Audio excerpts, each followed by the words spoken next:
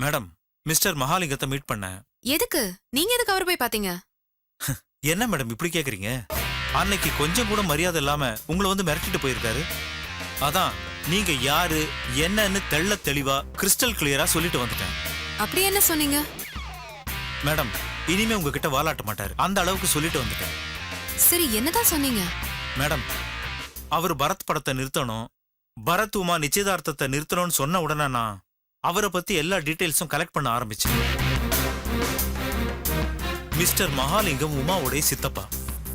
So Uma கிட்ட போய் பேசினா ஏதாவது இன்ஃபர்மேஷன் கிடைக்குமேன்னு அவங்கள போய் பார்த்தேன். அப்போ எனக்கு ஒரு முக்கியமான தகவல் கிடைச்சது. அதாவது உமாவுடைய வக்கீல் தோத்தாத்திரி கிட்ட மிஸ்டர் மகாலிங்கத்துடைய நம்பர் 2 அக்கவுண்ட் டீடைல்ஸ் இருக்குங்கிற விஷயம் தான் அது. இது போதாதா மேடம்? அதுவும் இல்லாம அவருடைய கிரானைட் குவாரியே நம்ம மிஸ்டர் ராஜசேகரை நம்பிதான் இருக்கு. அவருடைய ப்ரொடக்ஷன்ல மோர் தென் 75% நமக்கு தான் சப்ளை பண்றாரு. சோ இந்த 2 பாயிண்டையும் வச்சு அவர் ஆஃப் பண்ணிட்டேன். நம்பர் 2 அக்கவுண்ட்ஸ் என்கிட்ட இருக்குன்னு சொன்னதும் அவர் ஆடி போயிட்டார் மேடம். சோ இனி அவர் உங்க வாச பக்கமே தலை வச்சு படுக்க மாட்டாரு. Brilliant move mister Ekalaivan. நிஜமா உங்களை எப்படி பாராட்டுறதுன்னு எனக்கு தெரியல. ஆக்சுவலா நேர்ல பார்த்து அவர்கிட்ட என்ன வேணா பண்ணிக்குங்க அப்படின்னு திமிரா சொல்லிட்டேனே தவிர தினம் தினம் ரொம்ப இதை நினைச்சு கவலையா இருந்தது. இப்பதான் நான் ரொம்ப ரிலீவ்டா இருக்கேன். Thanks a lot. மேடம், அவரை பத்தின டீடைல்ஸ் கலெக்ட் பண்ணும்போது அவர் தான் குருக்கள் கிட்ட வேற போட்டோவை கொடுத்து மாத்தி வைக்க சொல்லியிருக்காருன்னு தெரிய வந்தது. சோ ராஜ்பரத்தை பத்திய உண்மை அவருக்கு தெரிஞ்சிருக்கு. ஆனா எப்படி கேட்டாலும் அவர் சொல்ல மாட்டாரு. ஆனா ஒரு விஷயம், அவர் சொல்லாட்டியும் நான் எப்படியும் கூடிய சீக்கிரம் கண்டுபிடிச்சிருவேன். அது மட்டும் பண்ணிடுங்க ஏகலைவன் சார். அது மட்டும் நீங்க செஞ்சிட்டீங்கன்னா போதும், நான் நிம்மதியா செத்து போயிடுவேன். ஏன் மேடம் இப்படி சொல்றீங்க? சந்தோஷமா வாழ்வன் சொல்லுங்க மேடம்.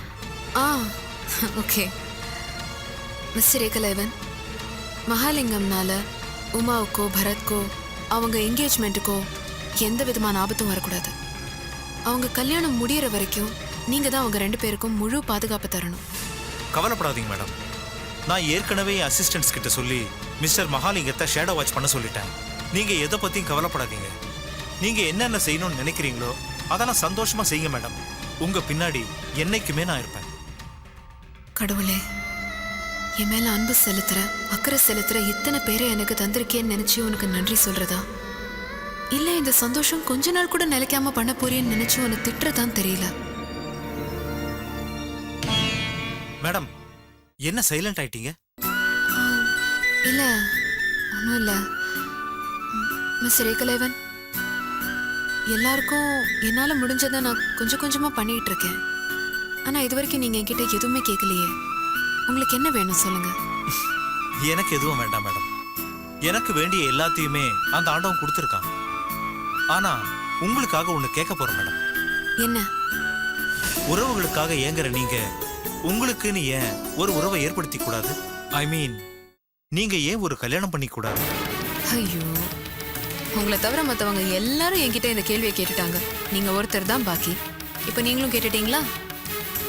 இந்த கேள்விக்கு ஒரு பதில் இருக்கு, ஆனா அதை நான் இப்ப சொல்ற நிலைமையில இல்ல. நீங்க என்ன மன்னிக்கணும். எதுக்கு மேடம் மன்னிப்பெல்லாம் கேட்டுக்கிட்டு? ஒரு டிடெக்டிவா நான் கண்டுபிடிக்க முடியாம இருக்கிற ஒரே விஷயம் இதுதான். கூடிய சீக்கிரம் இதையே நான் கண்டுபிடிக்கிறேன். ஓ, கொஞ்சம் கஷ்டம். All the best. Thank you madam.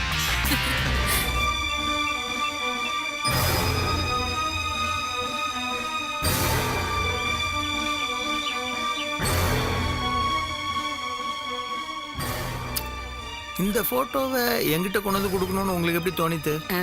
கொஞ்ச நாளைக்கு முன்னாடி ராஜ்பரத்தோட போட்டோ எடுத்துட்டு எங்க ஆத்துக்காரர் உங்களை வந்து பார்த்தார்.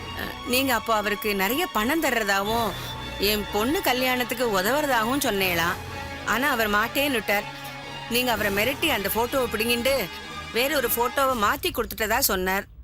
நேக்கு ராஜ்பரத்தோட இன்னொரு போட்டோ கிடைச்சது, அதான் உங்கள்கிட்ட கொண்டு கொடுக்கலான்னு வந்தேன். இந்த விஷயத்த உங்க ஆத்துக்காரர் உன்னை தவிர வேற யாருக்கிட்டயா சொல்லியிருக்காரா? வேற யாரோ ஒருத்தர் சென்னையில இருந்து வந்து இது ராஜ்பரத் போட்டோ தானேன்னு கேட்டார். ஆமா, இது அவரோட போட்டோ தான் அவர் சொல்லிட்டார். ரொம்ப நல்லது. நீங்கள் எனக்கு ஒரு பெரிய உதவி பண்ணியிருக்கீங்க. பதிலுக்கு நான் உங்களுக்கு ஏதாவது செய்யணும். என்ன வேணும்னு சொல்லுங்க. இன்னொரு விஷயம், நீங்கள் இந்த ஃபோட்டோ என்கிட்ட வந்து கொடுத்தது உங்கள் ஆத்துக்காரர் கூட தெரிய வேண்டாம். இல்ல இப்ப கூட நான் உங்களை பார்க்க வரேன்னு சொல்லிட்டு வரல. வேண்டப்பட்டவா கல்யாணத்துக்கு போறேன்னு சொல்லிட்டு தான் இங்க வந்திருக்கேன். கிளம்பி அந்த கல்யாணத்தையும் பார்த்துட்டு போனோம். அது உங்கள் சொந்த விஷயம். இப்போ உங்களுக்கு என்ன வேணும் சொல்லுங்க. இப்ப என் பொண்ணுக்கு 30 முடிஞ்சு 31 ஆரம்பிச்சிருத்தோ. நிறைய வரன்கள் வந்தது. ஆனா வரதட்சணை இல்லாததுனால கல்யாணம் பண்ணி கொடுக்க முடியல. நீங்க மனசு வச்சேன்னா நான் நடத்தி முடிச்சிருவேன். நான் மனசு வச்சுட்டேன். சொல்லுங்க, எவ்வளோ பணம் வேணும்? தஞ்சாவூர்ல இருந்து ஒரு நல்ல வரன் வந்திருக்கு. அவ வரதட்சணையா 1 லட்சம் ரூபாய் கேக்குறா. அவ்வளவு பணத்துக்கு நாங்க எங்க போவோம்? அந்த பணத்தை நாங்க கண்ணால கூட பார்த்ததில்ல.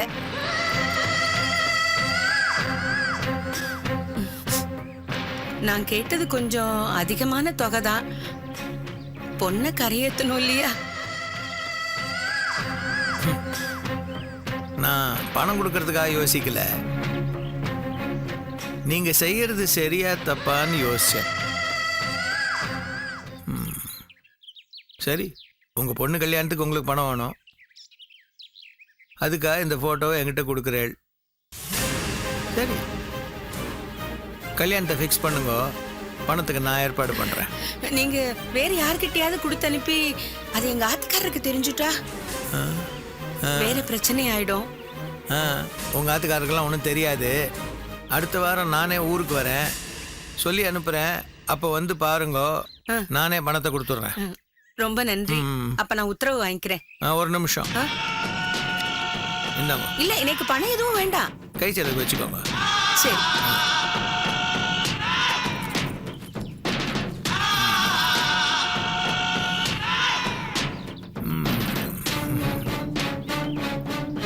Raj Bharath alias director Bharath. தம்பி, உன்னை ஏதாவது பண்ணணுமே தம்பி.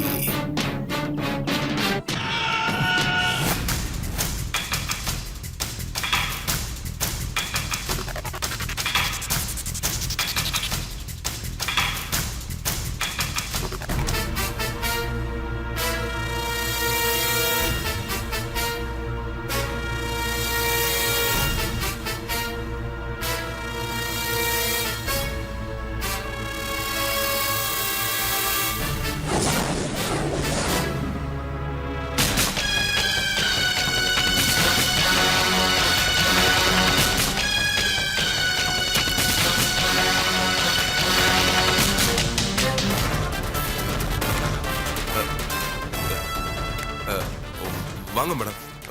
இவரு இது தெரியும், அனந்த கிருஷ்ணன், மகாலிங்கத்தோட வக்கீல். மேடம், நீங்க தப்பா நினைக்காதீங்க. இவரு எதிர் தரப்பு வக்கீல் தான் தவிர எதிரி இல்ல. நானும் ஆனந்த கிருஷ்ணனும் ரொம்ப நாள் ஃப்ரெண்ட்ஸ். நாங்க கேஸ் விஷயமா எதுவுமே பேசல, சும்மா ஃப்ரெண்ட்லியா பேசிட்டு இருந்தோம். ஆமா மேடம், ஜஸ்ட் ஃப்ரெண்ட்லியா தான் பேசிட்டு இருந்தோம். பொய் சொல்றது உங்களுக்கு வேணா சாதாரணமா இருக்கலாம், ஆனா என்ன பொறுத்த வரைக்கும் அது பெரிய பாவம். நீங்க 2 பேரும் பேசிட்டு இருந்ததை நான் கேட்டுட்டு தான் இருந்தேன். அம்மா மேடம், அது வந்து ஷட் அப். இப்படி பண்ண உங்களுக்கு வெக்கமா இல்ல? எப்படி உங்களால் இப்படி ஒரு துரோகத்தை பண்ண முடிஞ்சது? எதிரிய கூட நியாயமான வழியில தான் எதிர்க்கணும்னு நினைக்கிற வேண்டாம். என்கிட்ட வந்து பாவத்தை போக்குறதுக்காக தான் இந்த கேஸ் எடுத்து நடத்துறேன், பணத்துக்காக இல்லைன்னு சொன்னப்போ நான் நம்பினேன். மகாலிங்கத்தோட நம்பர் 2 அக்கௌண்ட்ஸ் வச்சு நீங்க பழி வாங்கலாம்னு சொன்னப்போ நான் வேண்டாம்னு சொன்னேன். சரின்னு சொன்னீங்க, அப்ப கூட நான் நம்பினேன். ஆனா இப்பதானே தெரியுது மகாலிங்கத்தோட வீட்டுல ரெய்டு நடந்தது காரணம் நீங்க தானே. ஆனா பழி விழுந்தது ஏன் மேல. ஏன் தோத்தாத்ரி சார்? நான் தான் பழி வாங்க வேண்டாம், நியாயமான முறையில ஜெயிச்சா போதும்னு சொன்னேன்ல, அப்புறம் ஏன் இப்படி பண்ணீங்க? மேடம், நீங்க ரொம்ப உணர்ச்சிப்பட்டு இப்படி பேசுறீங்க. நான் உங்களுக்கு எந்த துரோகம் பண்ணல, இனியும் பண்ண போறது இல்ல. நான் இந்த நிமிஷம் வரைக்கும் உங்களுக்கு லாயலா தான் வேலை செஞ்சுட்டு இருக்கேன். மேடம், முள்ளால தான் எடுக்க முடியும், கெட்டவனை கெட்ட வழியில தான் அழிக்க முடியும். மகாபாரதத்துல குருஷேத்திர யுத்தத்துல நடக்காத அநியாயமா துரோகமா? துரோணர் அஸ்வத்தாமா இறந்ததா சொல்லி அவர் வீழ்த்தலையா? கொடைவள்ளல் கர்ணன் அவரை கண்ணனே அந்தனர் வேஷம் போட்டு கொன்னாரே. இவ்வளவு ஏன் மேடம்? தர்மர் யாரு? தர்மத்தின் தலைவர். அவரே போர் தர்மத்தை மீறி தானே போர் செஞ்சாரு. ராமாயணத்துல ராமர் கூட வாளிய மறைஞ்சிருந்தானே தாக்குனாரு. இதெல்லாம் ஏன்? கெட்டவங்களை அழிக்க தானே. அவதாரங்களை அப்படி செய்யும் போது நாம செஞ்ச என்ன தப்பு மேடம்? எதுக்கு எது உதாரணம் சொல்றீங்க? மகாபாரதத்தோட குருஷேத்திரத்தோட முடிவு என்னன்னு தெரியுமா? அழிவு, பேரழிவு.